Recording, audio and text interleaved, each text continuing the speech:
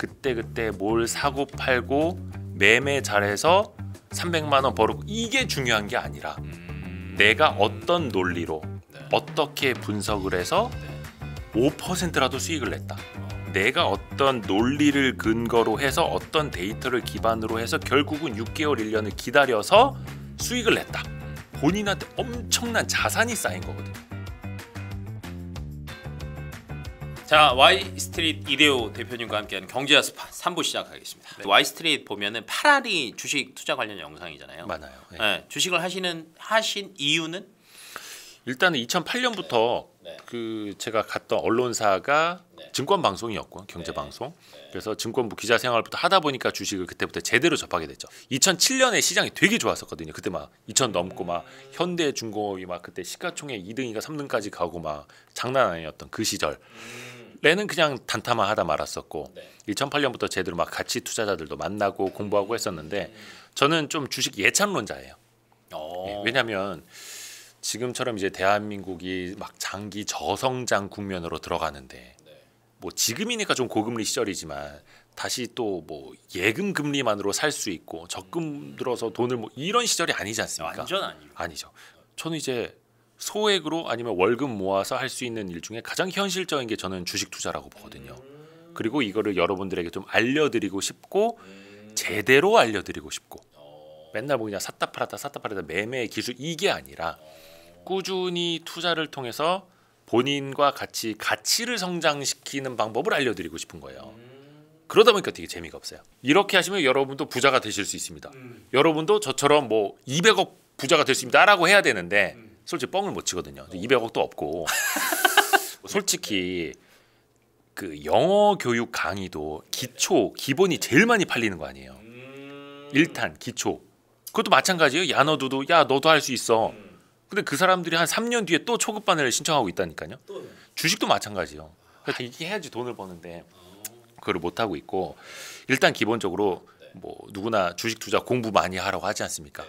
뭐 물린 거는 공부하지 않는 당신 탓이고 왜 뭐 전문가 탓을 뭐 이렇게 얘기를 하는데 솔직히 말하면 공부를 열심히 하는 건 기본이고 공부를 열심히 해도 기업 분석을 열심히 해서 탄탄하게 내가 확신을 가져도 물릴 수 있는 거예요. 주변 상황 내가 다 컨트롤 못하죠. 그렇죠. 뭐 매크로 문제일 수도 있는 거고 금리 문제일 수도 있는 거고 어느 날 대표이사가 횡령할 수도 있는 거고 멀쩡한 공장에서 불이 날 수도 있는 거고 노조가 파업할 수도 있는 거고 이건 운의 영역이거든요. 근데 공부 하나도 안 했는데 그냥 귓동량으로 샀는데 상한가 갈 수도 있는 거고 테마로 엮여서 급등할 수도 있는 거고 근데 그러면 우리는 뭘 해야 되는 거냐?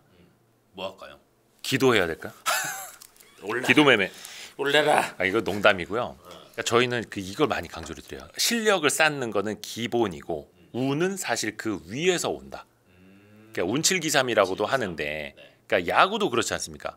잘 맞은 타구가 야수 정면으로 갈 수 있는 거고 빗 맞은 타구가 텍사스 안타가 될 수도 있는 거고 그렇죠? 그러니까 주식 투자도 마찬가지인 거죠. 그런데 진짜 중요한 건 운은 실력이 바탕이 되어 있을 때 이걸 배가시킬 수 있는 건데 저는 항상 강조드리는 게 지속 가능성, 반복 가능성이라고 말씀을 드려요. 텍사스 안타가 늘 나올 수 있을까요? 아니죠. 그냥 빗 맞았는데 운이 좋게 나온 거죠. 근데 항상 내가 배트 중심에 공을 맞힐 수 있어야 타율이 올라가겠죠. 그래서 근데 이거는 실력에서 나오는 거죠. 맞추는 건 실력. 그렇죠. 물론 정면으로 맞췄지만 야수 정면으로 갈 수 있는 거 그때만 운이 안 좋은 거고 하지만 타율 3할이라든지 승률이라든지 이런 것은 나의 실력에서 기본적으로 쌓여 나간다라는 거예요. 예를 들어서 운이 좋게 상한가 얻어 걸렸어. 근데 이거를 또 다른 기업 주식을 샀을 때 또 그렇게 할 수 있을 것이냐? 반복 가능하냐는 아니잖아요. 그렇죠. 근데 내가 어느 정도 안전 마진을 갖춰놓고 투자를 했을 때 몇십 %라도 벌었다. 이게 반복 가능하냐? 이거는 반복 가능하다고 저는 보거든요.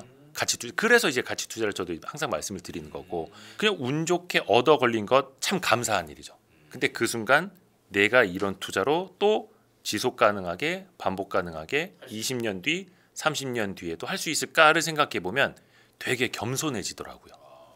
예, 저는 그래서 이런 거 되게 많이 말씀드립니다. 네. 요즘 같은 시장이 조금 어렵잖아요. 왜냐면 변수도 많고 그쵸. 시장도 너무 빨리 움직이고 근데 이때 가치 투자하는 거 정말 어렵거든요. 바보 되죠? 네. 그리고 진짜 멘붕 와요. 예. 네. 이 사람들한테 해줄 수 있는 조언이 있으십니까? 근데 저도 그 얘기를 저희 와이스트리트 출연하시는 분들한테 많이 물어보거든요. 시장의 쏠림 현상이 너무 심해요. 테마주 장세고 뭐 변동성도 너무 커요. 대외 변수가 너무 많아요. 근데 따져보면 이 질문을 10년 전에도 했어요. 그치. 15년 전에도 했고 재작년에도 했고 지난달에도 했고 오늘도 해요. 근데 그냥 시장이라는 데가 그런 거죠. 대외 변수, 하물며 날씨, 폭우, 태풍, 아니면 그냥 사람의 심술 변덕, 아니면 어떤 뭐 진짜 작전꾼들, 예측할 수 없는 모든 변수들이 다 모인 곳이 마켓 아닙니까? 맞습니다. 그래서 저는 주식 투자가 절대 과학이 아니다. 과학은 랩실에서 실험실에서 똑같은 조건을 적용을 하면 항상 똑같은 결과가 나와야 그게 논문으로서의 가치가 있고 그게 과학이잖아요. 변수가 없는 거죠. 그렇죠. 근데 주식 투자는 절대 그렇지 않아요. 왜? 사람의 모든 심리 상황이 다 달리 반영이 되기 때문에. 그래서 앙드레 코스톨란이 얘기한 것처럼 주식 투자는 과학이 아니라 예술이다. 저는 거기에 가깝다고 봅니다. 되게 비이성적일 수밖에 없는 게 시장인 거죠. 야성적 충동도 막 있고. 근데 가치 투자가 그게 먹히느냐? 때때로는 가치 투자자가 바보가 되죠. 예, 저는 멍청이가 되기도 하죠. 그런데 저는 그게 기반이 되어야 한다라는 거 봐요. 말씀이에요. 그러니까 이 위에 이 차도 커피도 있고 뭐 생수도 있고 태블릿 PC도 있고 마이크도 있지만 밑에 튼튼한 테이블 하나 있어야 흔들림 없이 뭐든 세울 수 있다라고 보는 거예요. 근데 가치 투자만이 방법이다라고는 저는 말씀을 안 드려요.